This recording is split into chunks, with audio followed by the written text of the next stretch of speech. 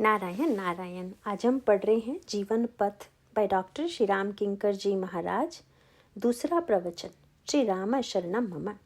आइए अब कुछ समय के लिए एकाग्र और शांत चित्त से त्रिवेणी तट पर भगवान श्री राघवेंद्र और महर्षि भरद्वाज में जो अनोखा वार्तालाप हो रहा है उसका रहस्य हृदयंगम करने की चेष्टा करें। अयोध्या से प्रभु की यात्रा प्रारंभ होती है और रात्रि को वे तीर्थयाज प्रयाग में पहुंचते हैं। रात्रि में विश्राम करने के पश्चात प्रभु प्रातःकाल त्रिवेणी में स्नान करके महर्षि के चरणों में नत होकर उनके समक्ष बड़े प्रेम से यह प्रश्न करते हैं कि महर्षि, आप कृपा करके मुझे बताएं कि मैं किस मार्ग से जाऊं। राम सप्रेम कहु मुनि पाही, नाथ कही हम के ही मग जाही। भगवान श्री राम का प्रश्न सुनकर महर्षि यद्यपि हंसना चाहते थे तथा भीतर ही भीतर वे बहुत हंसे भी और बड़े रहस्य भरे स्वर में उन्होंने प्रभु से कहा कि तुम्हारे लिए तो सभी मार्ग सुगम हैं। मुनि मन बिहसी राम सन कहही, सुगम सकल मग तुम कहाँ आहही। पर यह कहने के पश्चात जब उन्होंने भगवान श्री राम की ओर देखा तो उन्हें लगा कि जैसे इस उत्तर से प्रभु को संतोष नहीं हुआ। तब उन्होंने विद्यार्थियों को बुलाकर पूछा कि तुम लोगों में से मार्ग का किसको ज्ञान है। उस समय 50 विद्यार्थी बड़े उत्साह से सामने आए और सभी ने दावा किया कि मार्ग हमारा देखा हुआ है। महर्षि ने उन विद्यार्थियों में से 4 विद्यार्थी चुन लिए और उन्हीं चारों विद्यार्थियों को आगे करके भगवान श्री राम ने वन की ओर प्रस्थान किया। इस प्रकार यमुना के किनारे तक प्रभु उन चारों विद्यार्थियों के साथ यात्रा करते हैं और यमुना में स्नान करने के बाद फिर चारों विद्यार्थियों को विदा कर देते हैं और तब वे चित्रकूट की ओर प्रस्थान करते हैं। महर्षि भरद्वाज और भगवान श्री राम के वार्तालाप में वस्तुतः उन दोनों तत्वों का अनोखा समन्वय विद्यमान है जिनकी चर्चा कल आपके सामने की जा रही थी। भगवान श्री राम का जो प्रश्न है उस प्रश्न को पढ़कर ऐसा नहीं लगता है कि यह प्रश्न ईश्वर के द्वारा किया गया है। यह प्रश्न तो एक मनुष्य का, एक जिज्ञासु का प्रश्न प्रतीत हो रहा है और महर्षि ने प्रारंभ में तो सुगम सकल मग तुम कहाँ आहही वाक्य के द्वारा सांकेतिक भाषा में श्री राम के ईश्वरत्व की ओर संकेत कर दिया। लेकिन ईश्वरत्व की ओर संकेत करने के बाद यदि वे कहीं रुक जाते कि तुम्हें मार्ग बताने की आवश्यकता नहीं है या यह कह देते कि तुम तो साक्षात ब्रह्म हो, तुम्हें मार्ग कौन दिखा सकता है, तो लगता कि प्रारंभ में जो उन्होंने कहा था उसी का अंत तक निर्वाह किया। लेकिन प्रारंभ में श्री राम की ईश्वरत्व की ओर संकेत करने के बाद में भगवान श्री राघवेंद्र के मार्गदर्शन के लिए उन्होंने विद्यार्थियों को बुलाया और वे विद्यार्थी गण मार्ग दिखाते हुए भगवान को लेकर गए। यह बात बड़ी विचित्र सी प्रतीत होती है, क्योंकि यदि ये विद्यार्थी भगवान श्री राघवेंद्र को चित्रकूट अथवा महर्षि वाल्मीकि के आश्रम तक ले जाते और वहां से लौटते तब तो इनका मार्ग दिखाना सार्थक प्रतीत होता। लेकिन यह बड़ी अटपटी सी बात है कि जो व्यक्ति मार्ग दिखाने के लिए जाए उसको बीच मार्ग से ही लौटा दिया जाए। लौटाने के पश्चात बिना मार्गदर्शकों के भगवान श्री राम की यह जो यात्रा है, इस यात्रा के विविध पक्षों पर जब आप दृष्टि डालेंगे तो उसमें साध्य और साधन तत्व का अद्भुत स्वरूप आपको मिलेगा। कल कथा के अंत में जो सूत्र कहा गया था कि श्री राम के ईश्वरत्व को महत्व दें अथवा उनके मनुष्यत्व को महत्व दें, उसे आप ध्यान में रखेंगे। श्री राम ईश्वर हैं कि मनुष्य हैं, इसका उत्तर यही है कि वस्तुतः दोनों के सामंजस्य की आवश्यकता है। इस संदर्भ में कल कौसल्या अम्बा की बात मैं आपके सामने कह रहा था और आइए आज भी उस चर्चा को कुछ विस्तार दिया जाए। कौसल्या अम्बा को भगवान राम ने पहले तो विराट रूप दिखाया और विराट रूप दिखाने के बाद फिर उस रूप को समेट लिया और विराट रूप समेट ही नहीं लिया बल्कि माँ से कहने लगे कि यह बात किसी को मत कहना। उसके पश्चात भगवान श्री राम माँ के समक्ष फिर से नन्हे बालक के समान आचरण करने लगे, दूध के लिए भूखे हो गए। तो यह भगवान श्री राघवेंद्र के द्वारा जो भिन्न प्रकार का किया जाने वाला आचरण है, इसका सूत्र तत्व सारी रामायण में निहित है। कौसल्या अम्बा ने भगवान श्री राघवेंद्र से पूछ लिया कि यदि आप यही चाहते थे कि आपके विराट रूप के विषय में मैं किसी से ना कहूँ तो आपको दिखाने की क्या आवश्यकता थी। और यदि दिखा दिया है तो यह आग्रह क्यों कर रहे हो कि कोई जानने ना पावे? तो भगवान श्री राघवेंद्र ने कहा, माँ, इसमें दो बातें होती और उनमें एक में तुम्हारा घाटा था और दूसरे में मेरा घाटा था, क्योंकि तुमने इतने दिनों तक मेरी पूजा की और पूजा करने के बाद आज भी तुमने भोग लगाया। और भाई, ईश्वर की पूजा का फल तो यही है कि ईश्वर का ज्ञान हो। और यदि इतने दिनों की पूजा के बाद भी मैं विराट रूप का दर्शन न कराता, अपने स्वरूप का परिचय न देता, तो तुम ज्ञान से वंचित रह जाती। प्रभु ने मुस्कुरा कर कहा, माँ, अगर मैं विराट रूप न दिखाता तो तुम्हारा घाटा था, पर अगर मैं अपने को बदल न देता तो मेरा घाटा होता, क्योंकि मैं तुम्हारे प्रेम से वंचित रह जाता। तुम यदि मुझे ईश्वर ही मानती रहती तो जिस बाल्य भाव का आनंद देने के लिए, जिस वात्सल्य का रसास्वादन करने के लिए मैं बालक बना हूँ, उस प्रेम से वंचित रह जाता। तो एक और ज्ञान का घाटा, दूसरी ओर प्रेम का घाटा था। इसीलिए इन दोनों का सामंजस्य हो। इसे हम कौसल्या अम्बा के प्रसंग में कहें अथवा अन्यत्र किसी प्रसंग के माध्यम से, किंतु उसका अभिप्राय यही है। ठीक इसी प्रकार का प्रश्न गीता में भी आपके सामने आ जाता है, यद्यपि बहुधा उस प्रश्न पर लोगों की दृष्टि नहीं जाती है। गीता में भगवान श्री कृष्ण अर्जुन को विराट रूप दिखाते हैं और विराट रूप देखने के लिए भगवान अर्जुन को दिव्य दृष्टि भी देते हैं। तो भाई, जब भगवान ने अर्जुन को विराट रूप दिखा दिया और दिव्य दृष्टि दे ही दी, तो फिर अर्जुन की वह दिव्य दृष्टि यदि जीवन भर बनी रहती तो क्या बुराई थी? उसे एक बार देकर पुनः वापस लौटा लेने की क्या आवश्यकता थी? इसका क्या अभिप्राय है, इस पर आपने विचार किया? उसका भी मूल तत्व यही है कि विराट रूप का दर्शन कराकर भगवान ने अर्जुन को सत्य का साक्षात्कार कराया, साध्य का ज्ञान कराया। इसका अभिप्राय है कि जब हम ईश्वर के तत्व को जान लेते हैं तो हमारे जीवन का जो साध्य तत्व है, जिसे हमें पाना है, उसका हमें बोध हो जाता है। और साध्य तत्व का यह ज्ञान जीवन का महान फल है, तथा उस साध्य तत्व के ज्ञान के लिए ही भगवान ने अर्जुन को ज्ञानमयी दृष्टि दी। लेकिन समस्या क्या उत्पन्न होती है, यह तो महर्षि भरद्वाज अथवा महर्षि वाल्मीकि के द्वारा जो कार्य किया गया उसमें दिखाई देती है। और मैं तो इसे यूँ कहूँगा कि गीता और रामायण का सूत्र भी यही है। महर्षि भरद्वाज पहले भगवान राम से सांकेतिक भाषा में यह कहते हैं कि आप तो साक्षात ईश्वर हैं, इसीलिए मार्ग का प्रश्न ही कहाँ है। जो साध्य तत्व है उसके लिए भला मार्ग की क्या आवश्यकता है? और आगे चलकर भगवान राम जब महर्षि वाल्मीकि से पूछते हैं कि मैं कहाँ रहूं, तो प्रारंभिक उत्तर में वहाँ भी आप दोनों ही बातें पाएंगे जो परस्पर विरोधी हैं। भरद्वाज की बात भी परस्पर विरोधी है, क्योंकि भगवान को पहले मार्ग न बताना और बाद में मार्गदर्शन देना। और महर्षि वाल्मीकि ने भी प्रारंभ में भगवान राम से जो बात कही वह शुद्ध ज्ञान की बात थी, क्योंकि भगवान राम ने जब कहा मैं कहाँ रहूं आप बताइए, तब पहले तो महर्षि मुस्कुराने लगे और कुछ देर उत्तर देने से रुक गए। परंतु प्रभु ने आश्चर्य से मुनि की ओर देखा। महाराज, इस नन्हे से प्रश्न का उत्तर देने में इतना विलंब क्यों लग रहा है? और तब महर्षि ने भगवान राम से कहा, प्रभु, तुम्हारे प्रश्न ने मेरे सामने एक बड़ी जटिल समस्या उत्पन्न कर दी है। स्वाभाविक तो यह है कि इस प्रश्न के बदले में उत्तर दिया जाए, लेकिन तुम्हारा प्रश्न इतना जटिल है कि मैं पहले उत्तर नहीं दूंगा, बल्कि प्रश्न के बदले प्रश्न करूंगा। महाराज, मुझसे आप क्या प्रश्न करेंगे? आपका प्रश्न क्या है? तो महर्षि ने तुरंत कहा, पूछहूँ मोहि की रहूँ कहाँ, मैं पूछत सकुचाऊँ, जहाँ न होहु तहाँ देहु कही, तुम ही दिखावहु ठाऊ।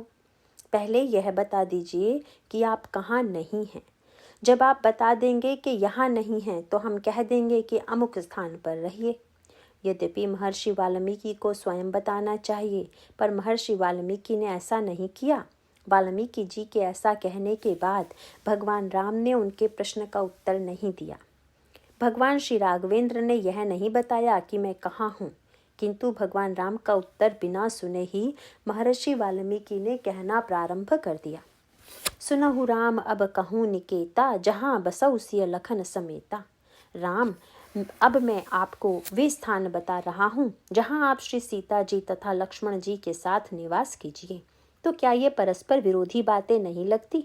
महर्षि भरद्वाज और महर्षि वाल्मीकि के कथन का सामंजस्य यह है कि साध्य तत्व के ज्ञान के बिना तो ये विराट दृष्टि तत्व ज्ञान के लिए उपयोगी है, पर अगर विराट दृष्टि सर्वदा बनी रहे तो साधना होना समाप्त हो जाएगा। विराट तत्व का जो बोध है, ईश्वरत्व का जो बोध है, उसके द्वारा मनुष्य के जीवन में ज्ञान की उपलब्धि तो हो जाएगी, साध्य पक्ष की अनुभूति तो हो जाएगी, पर साधन की स्थिति नहीं बन पाएगी। दृष्टांत के रूप में इसे हम गीता तथा रामचरितमानस दोनों ही ग्रंथों से ले सकते हैं। भगवान कृष्ण ने ज्ञानमयी दृष्टि अर्जुन को दी तथा अर्जुन ने उस ज्ञानमयी दृष्टि से जब भगवान का विराट रूप देखा तो उसे दिखाई पड़ा कि भीष्म, कर्ण, द्रोण आदि जितने भी योद्धा हैं वे सब के सब भगवान विराट के मुख में मरे हुए पड़े हैं। और अर्जुन को यह ज्ञान भी हो गया कि ये सब मारे जा चुके हैं, लेकिन भगवान ने तुरंत वह दृष्टि वापस लौटा ली। परंतु क्यों लौटा ली? बस यही सबसे महत्वपूर्ण बात है। विराट रूप दिखाने के पश्चात भगवान ने अर्जुन की ओर देखा और बोले, अर्जुन कैसा लगा तुम्हें? अर्जुन बोले, महाराज समस्या का समाधान हो गया, क्योंकि मैं लड़ने ही से तो डर रहा था, पर जब देख लिया कि ये सब मरे हुए हैं तब अब तो लड़ने की कोई आवश्यकता नहीं है। बस भाई यही सबसे बड़ी कठिनाई है। जिस आँख से साध्य का बोध हुआ, अर्जुन अगर उसी आँख से देखता रहे तब न तो वह धनुष उठाएगा और न ही लड़ेगा, क्योंकि उसको तो दिखाई दे रहा है कि ये सब के सब मरे हुए हैं। याद रखिएगा, सर्वत्र यही समस्या है। रामायण में भी यदि सर्वत्र श्री राम के केवल ईश्वरत्व का ही प्रतिपादन कर दिया जाए तो साधना का जो तत्व मनुष्य के जीवन में प्रकट करना चाहते हैं वह संभव नहीं होगा, क्योंकि विराट की अनुभूति तथा विराट की दृष्टि के द्वारा तत्व ज्ञान तो होता है पर व्यवहार नहीं चलता।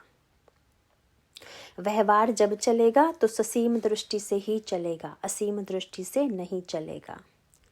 अर्जुन से भगवान पूछते हैं कि अर्जुन, ये जो तुम्हें मरे हुए दिखाई दे रहे हैं वे तुम्हें अपनी आँखों से दिखाई दे रहे हैं या मैंने जो आँखें दी थी उनसे दिखाई दे रहे हैं? उन्होंने कहा, महाराज आपने जो आँखें दी हैं उनसे ऐसा लग रहा है।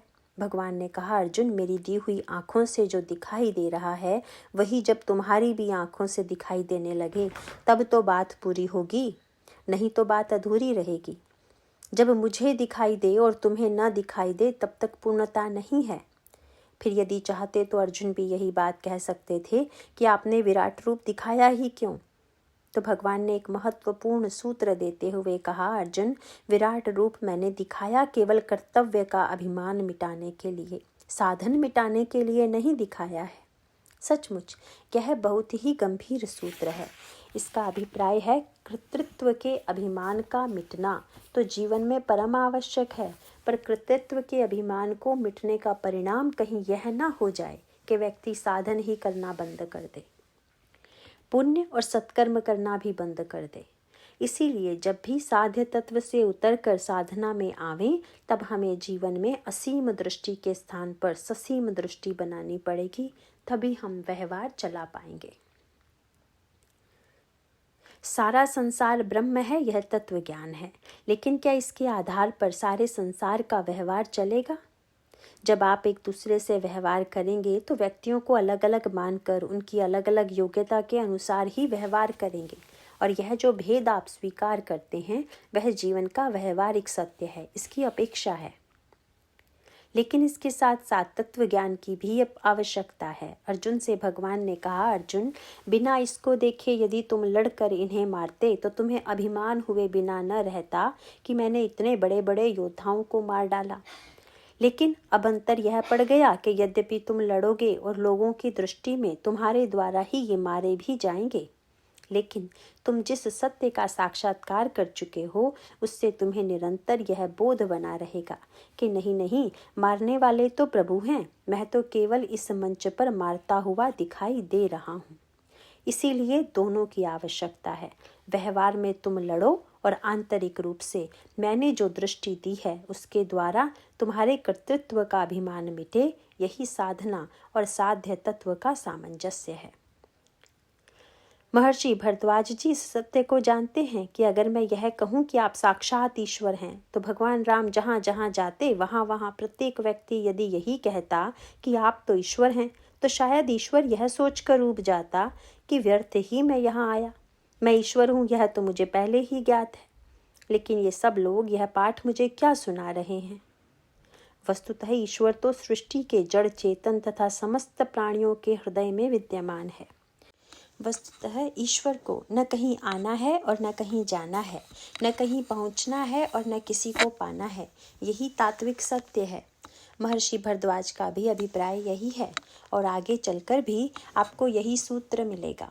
शबरी जी से जब भगवान राम का संवाद होता है, तब जनक सुता कई सुधि कहु भामुनि, जान ही कहु जो करिबर गामिनी। शबरी जी, क्या आप जनक नंदिनी सीता जी की सुधि जानती हैं? आप बताइए कि जनक नंदिनी सीता कहाँ है, कैसे मिलेंगी?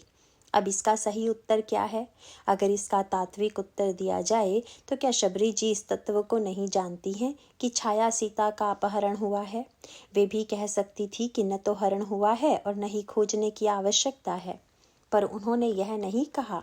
और उसे यदि जाने भी दें तो इतना तो कह ही सकती हैं कि सर्वज्ञ ईश्वर मुझसे पूछेगा कि सीता जी कहाँ हैं। यद्यपि भगवान श्री राम के प्रश्न को सुनकर वे संकोच में गड़ गई, पर विनम्रता पूर्वक उन्हें यही कहना पड़ा, पंपा सरहि जाऊ रघुराई, तहाँ होई सुग्रीव मिताई। प्रभु, आप पंपासर की यात्रा कीजिए, वहाँ आपकी सुग्रीव से मित्रता होगी। भरद्वाज जी भी कहते हैं, अच्छा आप इन विद्यार्थियों के पीछे जाइए। वाल्मीकि जी भी कहते हैं, अच्छा आप चित्रकूट में निवास कीजिए।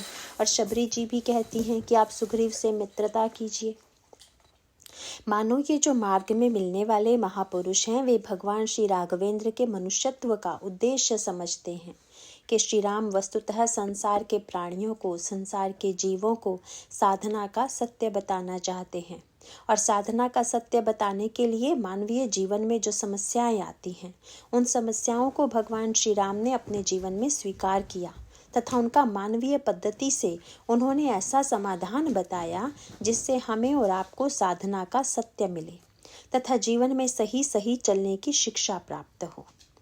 गोस्वामी जी ने उपरोक्त कार्य को सूत्र के रूप में प्रस्तुत करते हुए कहा कि अयोध्या से लेकर भगवान श्री राम की चित्रकूट तक की यात्रा, या चित्रकूट से दंडकारण्य तक की अथवा दंडकारण्य से लंका की यह जो यात्रा है, इस यात्रा की आवश्यकता है क्या? इस यात्रा के बिना रामराज्य बन सकता था कि नहीं? और रामराज्य बनाने के लिए तो महाराज श्री दशरथ ने गुरु वशिष्ठ को संदेश भेज ही दिया था कि कल अयोध्या के राज सिंहासन पर मैं राघवेंद्र को अभिषिक्त करूंगा। तो फिर श्री राम सिंहासन पर बैठ जाते और रामराज्य बन जाता। पर भगवान श्री राम उस मार्ग को स्वीकार नहीं करते, बल्कि रामराज्य में विघ्न आ जाता है। तो यह विघ्न जो है वह ईश्वरत्व का लक्षण है या मनुष्यत्व का? भला ईश्वर के जीवन में विघ्न कैसा? पर श्री राम अपने जीवन में विघ्न स्वीकार करते हैं। इसका अभिप्राय है कि उन्होंने अपने आप को मनुष्य के रूप में प्रस्तुत किया। गोस्वामी जी कहते हैं कि यह जो भगवान श्री राम की यात्रा है, उस यात्रा का एक विशेष उद्देश्य है, और वह उद्देश्य क्या है यह हमें आगे चलकर दिखाई देता है। गोस्वामी जी कहते हैं कि इस यात्रा में प्रभु ने एक बड़ा विचित्र सा कार्य किया, और उस कार्य को भी आप ध्यान में रखेंगे। जैसा मैंने कहा था कि प्रारंभ में तो प्रभु मार्गदर्शक लेकर चले, परंतु बाद में बीच मार्ग से उन्हें लौटा दिया। मार्ग के विषय में जिज्ञासा तो करते हैं, पर प्रश्न पूछने की जो पद्धति होनी चाहिए उससे हटकर प्रश्न करते हैं। क्योंकि आप रास्ते में जाएं और किसी से पूछ लें मैं किधर से जाऊं, तो आपका यह प्रश्न सही नहीं है। आप पहले तो यह बताइएगा ना कि मुझे कहाँ जाना है, फिर पूछिए कि किस मार्ग से जाऊं। तो प्रभु भी महर्षि भरद्वाज से यही कहते कि मैं चित्रकूट जाना चाहता हूँ, चित्रकूट का मार्ग कौन सा है? पर भगवान ने लक्ष्य का नाम नहीं लिया, बस केवल मार्ग के विषय में जिज्ञासा की। लेकिन मार्गदर्शक को भी बीच मार्ग में ही छोड़ दिया। और उससे भी बड़ी बात यह हो गई कि जब भगवान राम महर्षि भरद्वाज से पूछ रहे थे कहाँ नाथ हम कहीं मग जाहीं, तो इस समय भगवान राम के प्रिय सखा निषाद भी साथ में थे। और प्रभु का यह वाक्य सुनकर निषाद राज तो आश्चर्य से प्रभु का मुंह ताकने लगे क्योंकि गंगा पार उतरने के बाद निषाद राज ने प्रभु से कहा कि आप मुझे साथ में ले लीजिए। प्रभु ने कहा, आप क्यों कष्ट करना चाहते हैं? तो उन्होंने कहा, महाराज वैसे तो मैं आग्रह नहीं करता, पर 2 काम ऐसे हैं जिन्हें किए बिना मैं लौटना नहीं चाहता। 2 काम कौन से? निषाद राज बोले, नाथ साथ रही पंथु दिखाई। पहली बात तो यह है कि महाराज मैं आपके साथ रहकर आपको मार्ग दिखाऊंगा। अब जरा सोचिए कि जो व्यक्ति आपके साथ यह कहकर चला हो कि मैं आपको मार्ग दिखाऊंगा, और उसी के सामने आप किसी दूसरे से पूछने लगें कि भाई सही सही मार्ग तो बताओ, तो इसका सीधा अर्थ यही हुआ कि मार्ग दिखाने वाले उस व्यक्ति पर आपको विश्वास नहीं है। और जब वे कह चुके हैं तो भी भगवान श्री राघवेंद्र पूछते क्यों हैं? गोस्वामी जी का तात्पर्य है कि भगवान राम की यह यात्रा वस्तुतः हमारी और आपकी जीवन यात्रा है। जो समस्याएं भगवान राम के जीवन में आई, हमारे और आपके जीवन की यात्रा में ऐसी समस्याएं आती हैं। इसीलिए अयोध्या कांड में जब गोस्वामी जी तीनों यात्रियों के चलने की पद्धति, उनके प्रश्न, उनकी जिज्ञासा, उनका विश्राम तथा उनका दृष्टिकोण प्रस्तुत करते हैं, तब इसका फल क्या होना चाहिए? गोस्वामी जी संकेत करते हुए कहते हैं कि इन तीनों पथिकों की यात्रा को जिन्होंने पूरा समझ लिया है, उसके जीवन में उसका प्रभाव यह होता है कि वे संसार पथ को अत्यंत सरलता से पूरा कर लेते हैं। जिन जिन देखे पथिक प्रिय सिय समेत दो भाई, भव मग अगम अनंत तेई बिनु श्रम रहे सिराय। वस्तुतः संसार में जितने जीव हैं वे सब तो यात्री हैं, और यह यात्रा इतनी लंबी है कि न जाने कितने जन्मों से चल रही है और न जाने कितने जन्मों तक चलती रहेगी। लेकिन कुछ विडंबना इस यात्रा के साथ यह जुड़ी हुई है कि जिसका अनुभव शायद प्रत्येक व्यक्ति को यह होता होगा कि हम और आप भौतिक यात्रा करते हैं, उसमें जो जो समय व्यतीत होता जाता है, आप यह सोचकर प्रसन्न होते हैं कि हम गंतव्य के निकट पहुंचते जा रहे हैं, और अंत में यह संतोष होता है कि हम जहां पहुंचना चाहते थे पहुंच गए।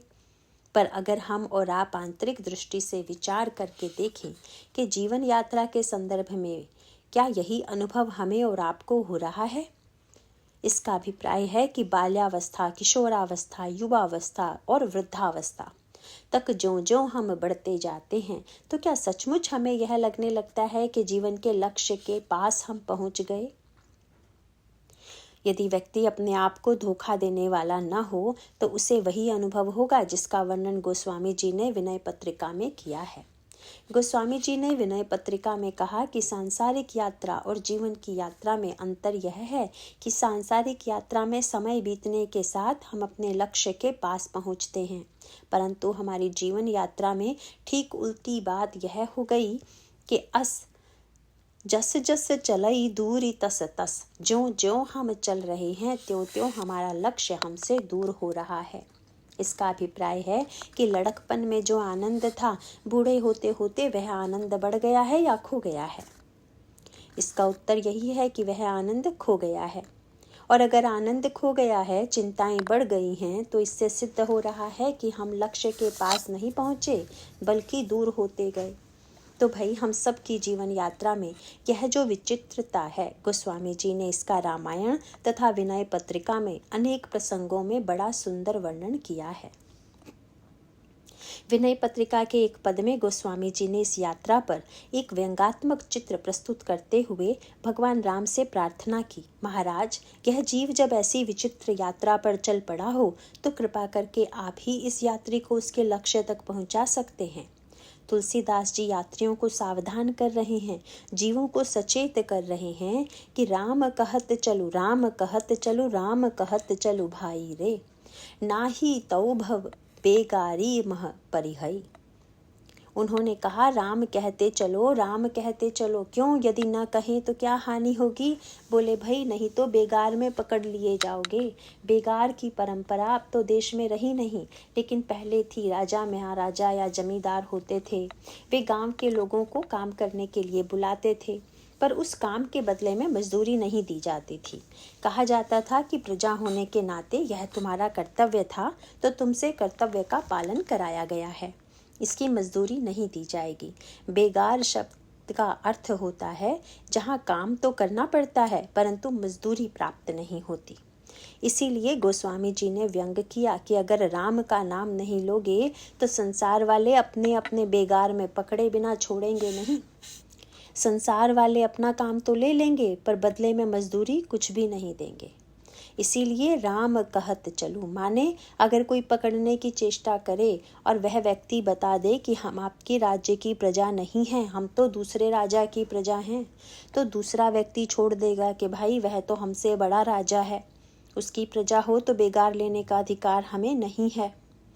गोस्वामी जी ने कहा जब राम राम कहते चलोगे तो बेगार में पकड़ने वाले को याद दिला देना कि हम राम राज्य के नागरिक हैं, तुम्हारे राज्य के नागरिक नहीं हैं, तो बेगार से बच जाओगे। तो भाई पहली सावधानी तो यह बरतो कि जब जीवन यात्रा में चलो तो राम का नाम लेना मत भूलो। राम कहत चलू, राम कहत चलू, राम कहत चलू भाई रे, नाही तऊ भव बेगारी मह परिहई, छूटत अति कठिनाई रे। और व्यंग यह है कि भाई संसार में ये जमींदार राजा बेगार लिया करते थे, वहाँ तो 2-1 साल में छुट्टी मिल जाती थी, लेकिन यहाँ तो हजारों जन्म से बेगार हो रही है। हम लोग ऐसे पकड़े गए हैं और यह ऐसी लंबी बेगार है कि छूटत अति कठिनाई रे।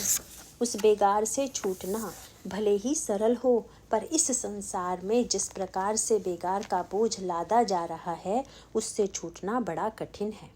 फिर उसके बाद उन्होंने यात्रा का जो सबसे अधिक व्यंग्यात्मक चित्र प्रस्तुत किया उसका भी एक रूप आप देखें। गोस्वामी जी ने कल्पना की कि यात्री को यह चिंता रहती है कि अगर हम पैदल चलेंगे तो कष्ट होगा। अगर व्यक्ति यह चाहता है कि धोने वाला यदि कोई दूसरा मिल जाए और दूसरे के कंधे पर बैठकर अगर हम चल सकें तो इससे बढ़िया बात क्या होगी। तो गोस्वामी जी ने कहा कि यह जो जीव था उसने भी यात्रा करते समय सोचा कि कोई बढ़िया पालकी डोली ले लें और उसी पालकी पर बैठकर यात्रा करें। प्राचीन काल में जब अन्य सवारियां नहीं थी तब गांव में एक छोटी सी खाट को बांस के आधार पर लटकाकर उसमें आदमी को बैठाकर ढोया जाता था। गोस्वामी जी ने बताया कि जीव तो यात्री है और उसका शरीर डोली है। यह जीव आत्म तत्व शरीर की डोली में बैठकर यात्रा कर रहा है। किसी ने कहा यह तो बड़ी आनंद की बात हो गई कि जीव को डोली में बैठकर यात्रा करनी है। तो गोस्वामी जी ने कहा यह डोली कैसी है, उठाने वाले कहार कैसे हैं, पहले इसका पूरा परिचय तो आप पढ़ लीजिए। डोली कैसी है तो आपने देखा होगा कि जो डोली बनाई जाती है उसमें बांस ऐसा लगाया जाता है कि जो सड़ा हुआ ना हो, अन्यथा बेचारा यात्री बांस के टूट जाने से गिर जाएगा। पर यहाँ पर जीव ने जो डोली बनाई है उसका बांस कैसा है। गोस्वामी जी ने कहा बांस पुरान, बांस बिल्कुल पुराना है और साज सब अटकट, सरल तिकोन खटोला रे। बांस पुराना और सड़ा हुआ है तथा खटोला जो है वह तिकोना है। चकोर हो तो आराम मिले पर जब तिकोना होगा तो व्यक्ति पैर भी ठीक से फैला नहीं सकेगा। इसका अभिप्राय है कि सत्व गुण, रजोगुण और तमोगुण का यह तिकोना खटोला है। और यदि शरीर ऐसा मिला हुआ है जैसा सड़ा हुआ बांस, कब कहाँ से टूट जाए इसका कोई ठिकाना नहीं।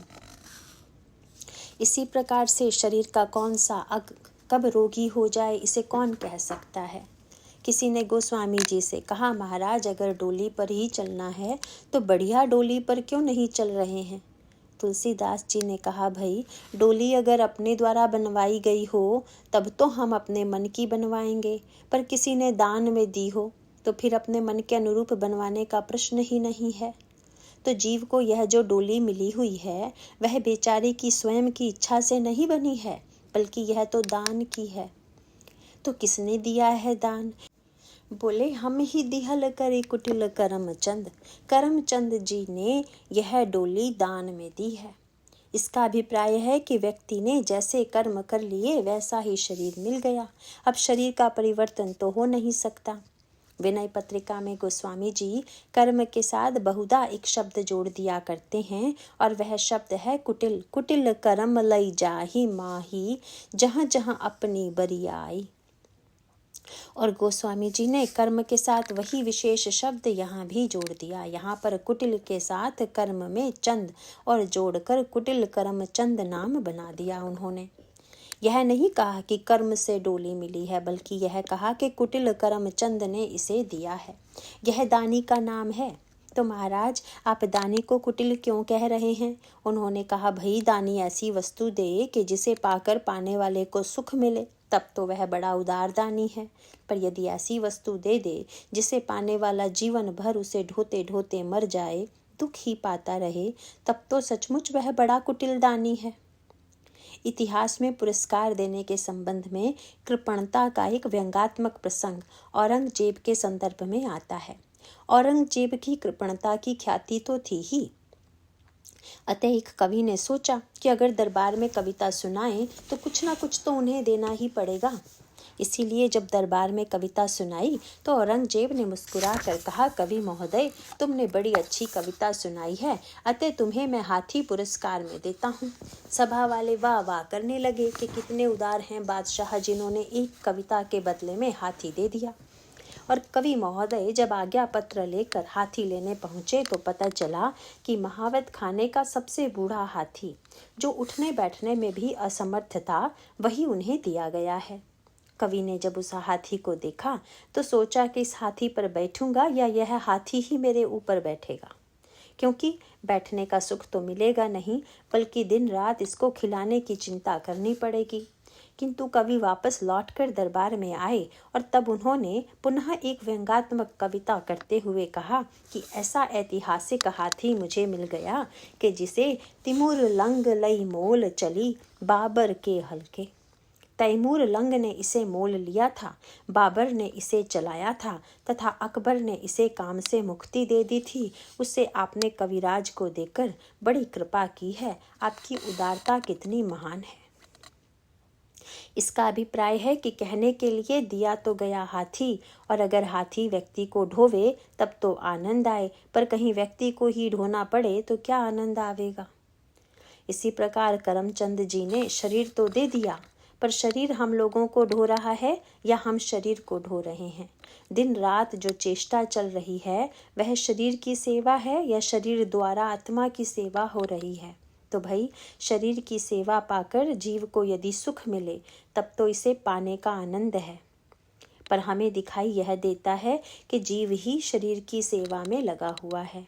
और यहाँ देखकर गोस्वामी जी ने कहा कि कुटिल करमचंद जी ने ऐसा दान दे दिया कि न तो इसको बदल सकते हैं और न ही छोड़ सकते हैं, बल्कि जीवन भर उसी की सेवा में लगे रहते हैं। किसी ने कहा, कोई बात नहीं, अगर डोली बुरी भी है तो क्या बात है, अभी तो काम चलाइए। गोस्वामी जी ने कहा कि अभी तो इसका पूरा वर्णन और सुन लीजिए, क्योंकि जो डोली होती है उसमें ढोने वाले लगाए जाते हैं 2 या 4, एक आगे एक पीछे या 2 आगे 2 पीछे। किंतु यह जो डोली करमचंद जी ने दी है इसमें कहार भी लगे हुए हैं तो 11। अब किस तरफ किसको लगाएं, इसका बंटवारा कैसे करें। अगर 10 भी होते तो 5-5 दोनों ओर लगा देते, पर जहाँ 11 हों उनको कहाँ कहाँ खड़ा करें। 11 कहार का अर्थ है 5 ज्ञानेंद्रियां, 5 कर्मेंद्रियां और 1 मन। इन्हीं 11 कहारों के द्वारा हमारा शरीर चल रहा है। गोस्वामी जी कहते हैं कि इस यात्रा में जीव को महान कष्ट होता है, क्योंकि संसार में कहार जब चलेंगे तब एक ही दिशा में यात्री को लेकर चलेंगे, लेकिन यहाँ जितने भी कहार हैं वे सब अपनी अपनी ओर खींच रहे हैं। आँखें अपनी ओर, कान अपनी ओर, जिह्वा अपनी ओर, नाक अपनी ओर तथा त्वचा अपनी ओर। इस प्रकार सारे कहार अपनी अपनी ओर खींच रहे हैं। और यह मन वाला कहार तो इतना विकट है कि यह कब किधर उछल कर लग जाएगा इसका कोई पता नहीं। यह सर्वदा स्थान ही बदलता रहता है, कभी आँख के साथ, कभी कान के साथ, कभी जिह्वा के साथ। अब देखिए तब उछल रहा है। गोस्वामी जी ने कहा, एक तो ऐसी डोली मिल गई और ऊपर से कहार विषम संख्या में मिल गए, और वे भी शराब पीकर मतवाले हो रहे हैं। विषम कहार मार मद माते, चल ही न पाऊं बटोरा रे। और फिर जब वे अपनी अपनी ओर खींचते हैं तो क्या होता है, बोले मंद बिलंद अभेरा दलकन पाई दुख झकझोरा रे। यात्री को चारों ओर से हिलाया जा रहा है और बेचारा यात्री उसमें परेशान हो रहा है। किसी ने गोस्वामी जी से कहा, कहार जब आपके हैं तो उन्हें डांटना चाहिए, सेवक को वश में रहना चाहिए। उन्होंने कहा, बस कठिनाई तो यही है, क्योंकि जितना वेतन वे कहार चाहते हैं उतना वेतन यदि उन्हें दिया जाएगा तब तो वे वश में रहेंगे, अन्यथा वे उच्छृंखल हो सकते हैं। किंतु जितना वेतन वे चाहते हैं उतना तो हम दे नहीं पाते। इंद्रियां जितना भोग चाहती हैं उतना हम दे नहीं पाते, इसीलिए ये हमारी बात नहीं मानती। तो किसी ने गोस्वामी जी से कहा कि महाराज, आप इनसे वायदा कर दीजिए कि अभी तो हम पूरा वेतन नहीं दे पा रहे हैं, परंतु जब हमारे गांव पहुंचा दोगे तो तुम्हारा पूरा वेतन चुका देंगे, जो तुम्हारी इच्छा है वह पूरी कर देंगे। और तब तुलसीदास जी ने जो अंतिम वाक्य कहा वह सबसे बड़ा व्यंग था। गोस्वामी जी ने कहा, भैया यही तो सबसे बड़ी समस्या है, क्योंकि एक डोली सड़ी हुई कहार जो हैं वे विषम हैं, चारों ओर खींच रहे हैं। मार्ग व्यय चुकाने के लिए द्रव्य नहीं है, पर सबसे बड़ी समस्या यह है कि मार्ग अगम संग नहीं संबल और नाव गाँव कर भूला रे। हमें यही याद नहीं है कि हमको जाना कहाँ है। कहार यदि कहीं पहुँच ही लें कि आपको कहाँ ले चलना है यह तो बताइए, तो उसका हमें पता ही नहीं है। इसका अर्थ है कि प्रत्येक व्यक्ति से यदि पूछा जाए कि आपके जीवन का लक्ष्य क्या है, तो वह भौचक्का होकर देखेगा, अरे सचमुच जीवन का लक्ष्य क्या है, इसका तो पता ही नहीं है।